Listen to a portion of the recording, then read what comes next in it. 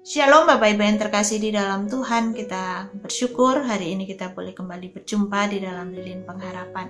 Mari kita masuk di dalam doa. Sungguh kami bersyukur Tuhan untuk hari yang baru yang Tuhan berikan kepada kami, terlebih juga kebenaran firman Tuhan yang boleh Tuhan berikan. Kami mau membaca firman-Mu dan memberikan kami hati yang terbuka, sehingga kami bukan hanya menjadi pendengar, tetapi menjadi pelaku firman-Mu. Kau berkati kami. Di dalam nama Tuhan kami Yesus Kristus, kami berdoa. Amin. Bapak Ibu yang terkasih di dalam Tuhan, bacaan kita hari ini terambil dari Daniel pasal yang ketiga, ayat yang ke-28. Daniel 3, ayat yang ke-28. Demikian bunyi firman Tuhan. Berkatalah Nebukadnezar, terpujilah Allahnya Sadrak, Mesak, dan Abednego. Ia telah mengutus malaikatnya dan melepaskan hamba-hambanya yang telah menaruh percaya kepadanya dan melanggar titah raja, dan yang menyerahkan tubuh mereka, karena mereka tidak mau memuja dan menyembah Allah manapun kecuali Allah mereka.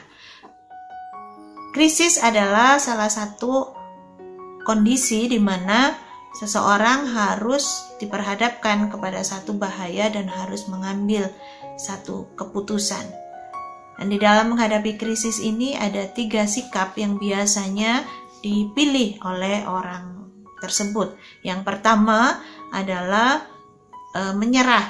Sebelum melawan krisis ini dia menyerah, kalah, dan akhirnya dia tidak mendapatkan apa-apa. Yang kedua adalah orang yang lari dari krisis. Dia lari menghindari krisis ini, dan sebenarnya ini tidak mungkin dilakukan karena dia hanya menghindar saja. Nah, yang ketiga adalah orang yang memilih menghadapi krisis walaupun di tengah-tengah ketakutan yang dia alami, kegentaran yang dia alami, tetapi dia memilih untuk menghadapi krisis itu dan akhirnya beroleh kemenangan atas krisis tersebut. Bapak Ibu yang terkasih di dalam Tuhan, bacaan kita hari ini juga berbicara tentang satu krisis yang dihadapi oleh Sadrak, Mesak, dan Abednego. Mereka harus memilih untuk mengambil sikap ketika raja memerintahkan mereka untuk menyembah patung emas buatan Nebukadnezar. Di dalam kondisi yang demikian, Sadrak, Mesak, dan Abednego memang memilih untuk tidak mengikuti perintah raja, tetapi mereka hanya mau menyembah Allah mereka. Dan di dalam keputusan yang mereka ambil itu, mereka harus menanggung resiko. Kita sudah tahu mereka harus menghadapi tungku perapian, dan itu pasti mengancam nyawa mereka. Tetapi yang menarik adalah ketika mereka benar-benar menghadapi tungku perapian itu, tangan Tuhan beserta dengan mereka. Mereka diselamatkan dari panasnya tungku api itu, dan bahkan mereka bisa keluar dengan satu kemenangan dari krisis yang harus mereka hadapi. Satu pernyataan yang disebutkan di dalam ayat yang kita baca tadi, bagaimana Nebukadnezar akhirnya menyaksikan bahwa Allah yang dipercayai oleh Sadrak, Mesak, dan Abednego itu adalah Allah yang besar. Dan di dalam ayat 30 dikatakan pada akhirnya ketiga orang ini juga mendapatkan kedudukan yang tinggi di wilayah Babel.